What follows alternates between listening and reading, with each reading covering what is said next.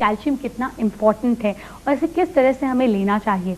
One aspect जो females होती हैं वो अपनी डाइट का बिल्कुल ध्यान नहीं रखती, तो क्या फीमेल्स के लिए भी कुछ quantity of calcium is important या कैसे लेना चाहिए उन्हें? विमेन जो है ना वो जनरल तो खाने का ख्याल कम ही रखती है, मगर दूध पीने में बहुत ही आलसी होती है। बच्चों को दूध दे देंगी, हस्बैंड को दे देंगी, अगर घर में कोई बड़े हैं तो उन्हें भी दूध के लिए फोर्स कर देंगी, मगर खुद नहीं लेंगी। तो विमेन के लिए भी इट इज इम्पोर्टेंट कि they take enough quantity of milk, at least 2 glasses of milk and may be remaining of curd and butter milk and everything. तो और स्पेशली प्रेगनेंसी में, क्योंकि प्रेगनेंसी में child is also growing with in the body, so they need more calcium. I think we need to see कि हमारी जो ladies हैं या जो हमारी जो जनता है वो कितनी अवेयर है कि वुमेन्स को मिल्क लेना चाहिए या नहीं लेना चाहिए। Let's have a look.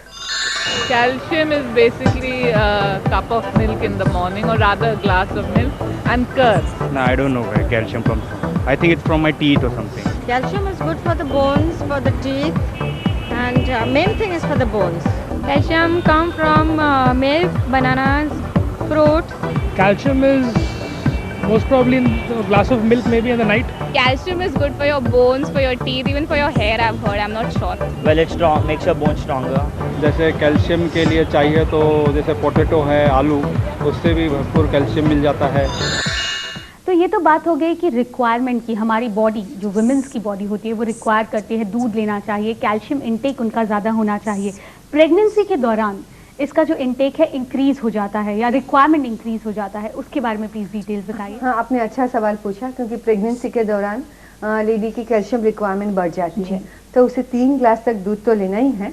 और काफ़ी बार डॉक्टर्स कैल्शियम सप्लीमेंट भी एडवाइस कर देते हैं, वो ज़रूर लेना है, because it is important for the child's bones, child's development, everything. वैसे ही ड्यूरिंग लैक्टेशन, जब वो बच्चे को अपना दूध दे रही है, breast feeding mothers also must take more milk and if require calcium supplement. ये दोनों चीज़ों का महत्व है। आई थिंक हमें हमारे व्यूअर्स को बताना चाहिए कि आखिर किस एज ग्रुप में या किस कैटेगरी में हमें कितना कैल्शियम इनटेक करना चाहिए। Please have a look.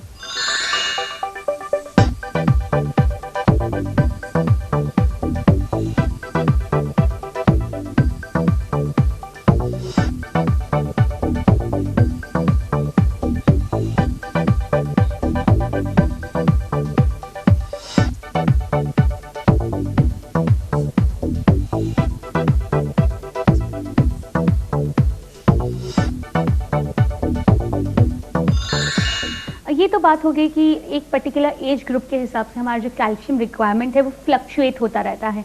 एक और कंडीशन है जो हमेशा सीधा या proportionally it is associated with calcium, that is osteoporosis. उसके बारे में थोड़ा सा डिटेल बताइए।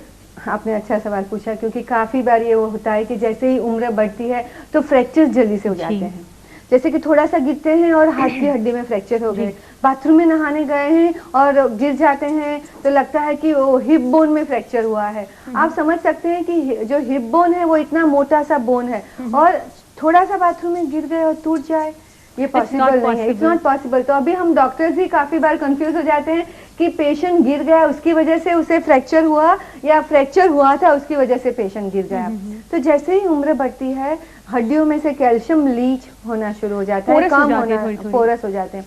तो इसीलिए बचपन से ही अगर कैल्शियम इंटेक सफिशिएंट है, अगर कोई भी व्यक्ति रेगुलर वेट बेरिंग एक्सरसाइज जैसे कि वॉकिंग है, सूर्य नमस्कार है, स्ट्रेंथ ट्रेनिंग एक्सरसाइजेज है, अगर वो करते रहते हैं besides taking the calcium, then the calcium will get deposited inside the bone. सिर्फ कैल्शियम लेने से ही हड्डियां मजबूत नहीं होती है। कैल्शियम लेने के साथ जो आपने कैल्शियम लिया है वो हड्डियों तक पहुंचेगा कैसे अगर आप एक्सरसाइज नहीं करते हैं तो। आई थिंक डॉक्टर आपने आज जितनी भी इंफॉर्मेशन दी है कैल्शियम से रिलेटेड, इवन आपने ये भी बताया कि डाइट से ज़्यादा इंपॉर्टेंट है कि आप अपने हेल्थ का ध्यान रखें एक्सरसाइज के द्वारा, दैट वाज अमेजिंग।